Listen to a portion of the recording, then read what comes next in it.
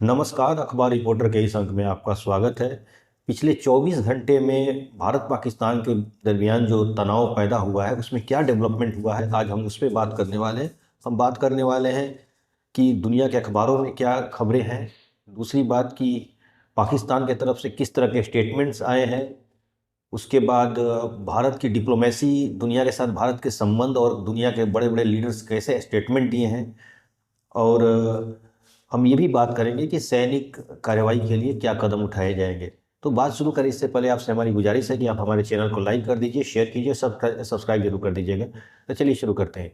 देखिए, सबसे बड़ी चीज़ कि पिछले 24 घंटों में जो एक मीटिंग पर मीटिंग हुई है, भारत में लगातार मीटिंग हुई है और मीटिंग में निष्कर्ष यही निकला है कि भारत ने अपने सैनिकों को, अपने सेना के तीनों विंग्स को एक फुल राइट दे दिया है कि आप जिस तरह चाहे इसको डील कर सकते हैं। यानी आपका कैसी रणनीति बनानी है, किस तरह का आपको योजना बनाना है, कब अटैक करना है, नहीं करना है, क्या करना है, ये आप निर्णय करेंगे।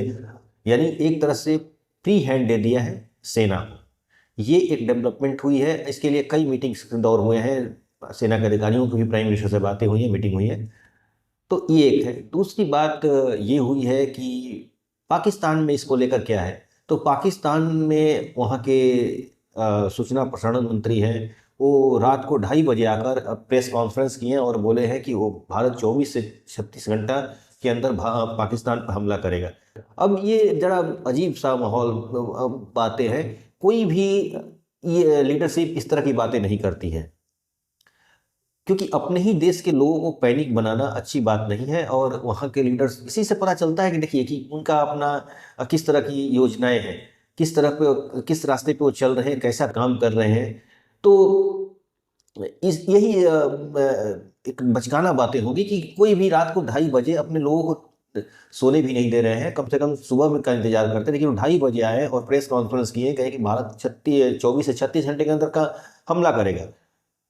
ये एक बात हुई। दूसरी चीज़ की, वहाँ की एक मिनिस्टर है, मैं उनका नाम नहीं आ रहा है, वो उन्होंने एक स्टेटमेंट दिया, कोई खान है, नाम मैं अभी भूल रहा हूँ। उन्होंने स्टेटमेंट दिया कि पाकिस्तानी सैनिक अयोध्या में जाकर बाबरी मस्जिद की नींव रखेंगे, फिर से बाबरी मस्जिद बनाई जाएगी और हमारे जो सेना अध्यक्ष हैं असीम मुनीर, वहाँ से पर जाकर उस मस्जिद से अजान देंगे। अब ये स्टेटमेंट आने का मतलब दो चीज़ें हैं। इस स्टेटमेंट देने का मतलब एक तो मूर्खता है, बचकाना है या नासमझी है। और दूसरा ये हो सकता है कि अगर ये सोच समझ के दिया गया है तो एक तरह से लोगों को मोटिवेट करना कि इस्लाम के नाम पर एक हो जाओ। और दूसरी चीज़ कि भारत में के मुसलमानों को भड़काओ।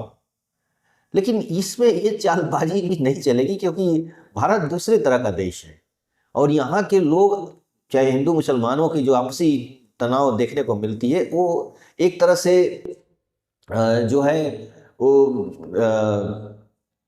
उसे मतलब एक जैसे घर में आपसी तनाव होता है, परिवार में आपसी तनाव, उस तरह का है। इससे कोई पाकिस्तान के इस स्टेटमेंट से भारत के मुसलमानों को कोई खास असर नहीं पड़ेगा।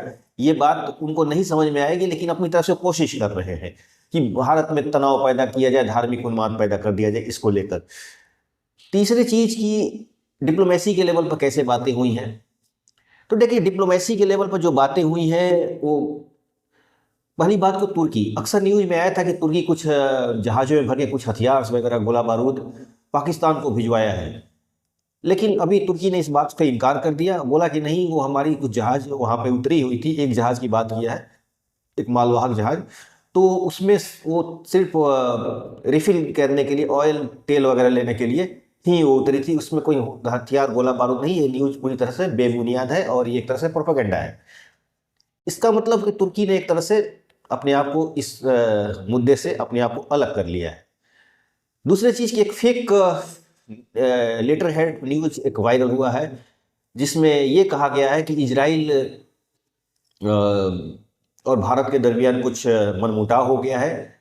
और इसमें ये उनके लेटर उनकी तरफ से आया है कि उनके सैनिक जो एक युद्धाभ्यास हो रहा था, जिसमें भारतीय सैनिक इजरायली सैनिकों के साथ बदतमीजी की है। और ये बाद में माफ करिएगा, थोड़ा तबीयत मेरी ठीक नहीं है।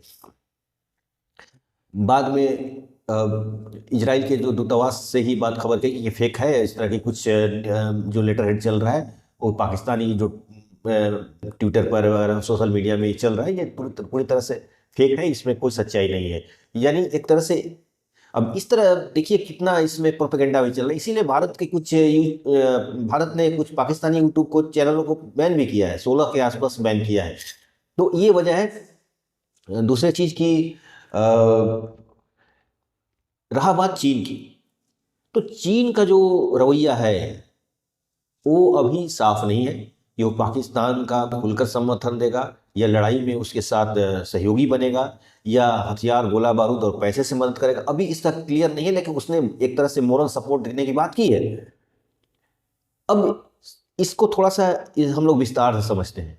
देखिए, कोई भी देश भारत पाकिस्तान को खुलकर समर्थन नहीं करेगा, दोनों देश की तरफ से कोई समर्थन नहीं करेगा। क्योंकि अभी देखिए, मैं बताना चाहता हूँ, एक इन्फॉर्मेशन आपको दे दूँ कि जो लाइन ऑफ कंट्रोल है वहाँ पर काफ़ी तरह से गोला बारूद और एक दूसरे की तरफ फेंके जा रहे हैं और दोनों देश एक दूसरे को सीज फायर का वायलेशन का आरोप लगा रहे हैं। पाकिस्तान कह रहा है कि भारत ने वायलेशन किया है और भारत कह रहा है पाकिस्तान ने किया है, यानी दोनों अपनी तरफ से ये आरोप लगा रहे हैं। तो अब बात करते हैं चीन की। तो चीन चूंकि सी पैक के नाम पर बहुत काफ़ी पैसा इन्वेस्ट किया है पाकिस्तान में, तो अगर कहीं युद्ध होता है और जो ग्वादर उसने पोर्ट बनाया है और उस पर अगर भारत हमला करता है तो उसका काफ़ी लॉस होगा, इसमें कोई दो राय नहीं है, उसको लॉस होगा। इस लॉस से बचने के लिए वो पाकिस्तान को सैनिक और आर्थिक सहायता दे सकता है। लेकिन यहाँ पर सोचने की बात है, कोई भी देश खुल के नहीं आएंगे, क्योंकि कल बातें ज़्यादा निकल जाती है, आगे निकल जाती है और दोनों में कहीं वाकई एटमिक लड़ाई छिड़ जाती है। तो जो देश अगर परोक्ष रूप से या किसी रूप में अगर डायरेक्ट या सामने आकर पाकिस्तान का या भारत का समर्थन करते हैं तो ये पूरी तरह से दोषी हो जाएंगे। इसीलिए कोई भी देश खुल के तो नहीं आएगा। ये तय है कि कोई भी देश इन लड़ाइयों में ना पाकिस्तान का साथ देगा ना भारत का साथ देगा, ये मान के चलिए। अंदर ही अंदर सपोर्ट कर सकते हैं, अंदर ही अंदर मोरल सपोर्ट कर सकते हैं, फाइनेंशियल सपोर्ट कर सकते हैं, हथियारों का सपोर्ट कर सकते हैं, ये सब चीज़ होगा। लेकिन कोई भी खुल के नहीं आएगा, क्योंकि कोई भी दूसरे की आग में अपना हाथ जलाने के लिए कोई नहीं आने वाला है। ये मान के चलिए जैसे पास पड़ोस में होता है वर्ल्ड का जो पॉलिटिक्स होती है, जियो पॉलिटिक्स में वैसा ही होता है।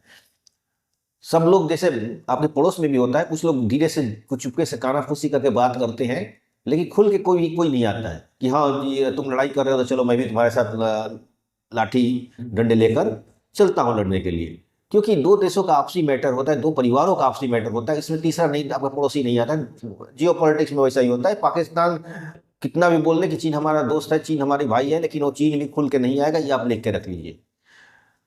हाँ, आर्थिक मदद कर सकता है, अपने कुछ स्लीपर सेल्स को इंडिया में इंटरनल सिक्योरिटीज को थ्रेट दे सकता है, कुछ बम ब्लास्ट हो सकता है, तोड़फोड़ हो सकता है, कुछ लड़ाई के दरमियान ही एक फ्रंट हो सकता है खुल जाए नॉर्थ ईस्ट में और वहाँ के कुछ जो उग्रवादी गुट है उनको एक्टिवेट करा दे, ये हो सकता है। लेकिन खुल के कोई भी नहीं आने वाला है, ये बात मान के चलिए।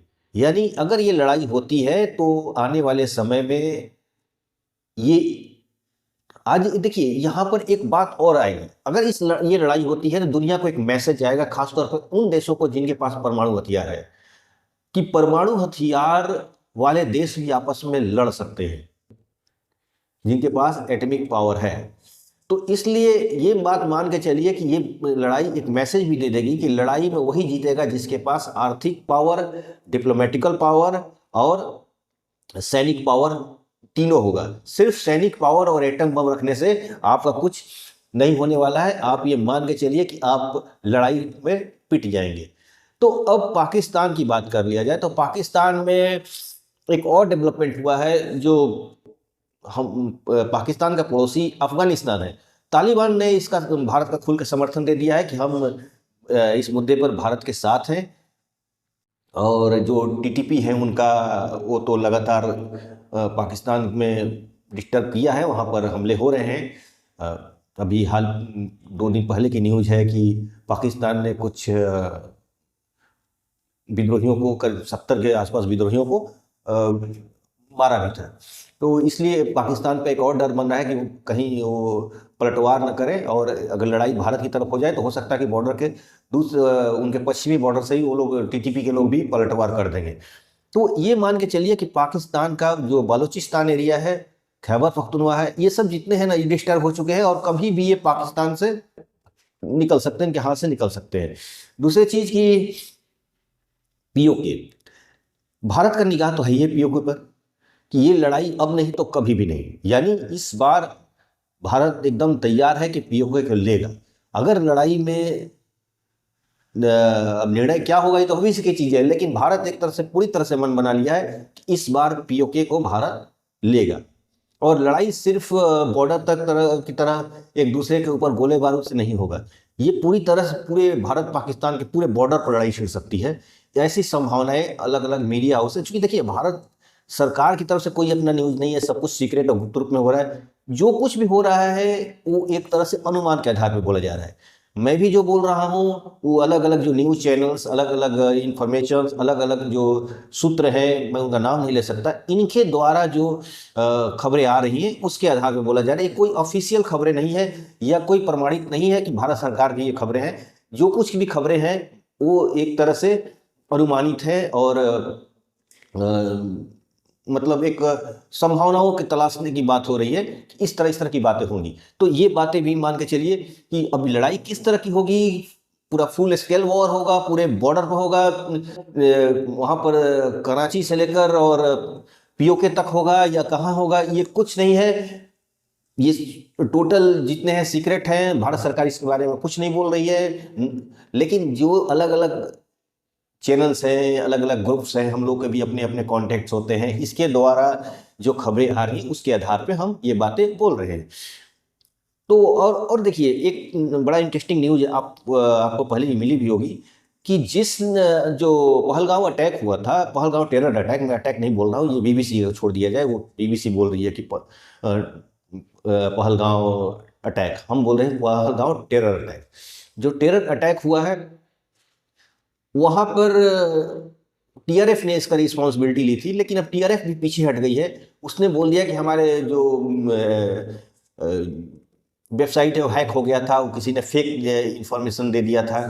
और तो एक तरह से देखिए पाकिस्तान अब बुरी तरह से घबराया हुआ है, उसे समझ में नहीं आ रहा है कि हम कहाँ, ये कौन सी गलती हो गई है उससे। और ये वो टोटल गलती इसलिए हुई है कि पाकिस्तान को लगता नहीं कि भारत पलटवार करेगा। उसे लगता था कि भारत कुछ सर्जिकल स्ट्राइक करेगा, भारत कुछ एयर स्ट्राइक कर दे या थोड़े बहुत बॉर्डर को थोड़ा हिट कर दे, पीओके वाला जो बॉर्डर है, बस इतना जो लगातार होते रहा था उस तरह करेगा। और हम वो लोग देखिए पाकिस्तान के जो मैं लीडर की दोस्त नहीं है, लीडर तो वहाँ कुछ होता ही नहीं, जो कुछ होती है आर्मी होती है। आर्मी के लोग अपनी इमेज को चमकाने के लिए, आर्मी के लोग अपने आप को, आपको पता ही है कि वहाँ पर बलूचिस्तान में एक ट्रेन हाईजैक हुआ था और इसमें जो आर्मी के लोगों को बहुत पीटा था उन लोगों ने, मैंने एक तरह से बहुत बेइज्जती की और पाकिस्तान में बड़ा थुथु हो रहा था आर्मी का। तो इससे मतलब निजात पाने के लिए उन्होंने कश्मीर में अटैक किया कि ध्यान लोगों को कश्मीर की तरफ चला जाए और भारत को उछल कूद करेगा, हल्का फुल्का हल्ला गुल्ला करेगा, उनको यही लग रहा था। लेकिन जब हमेशा से होते हैं और भारत फिर शांत हो जाएगा, लेकिन ऐसा नहीं है। भारत इस बार बहुत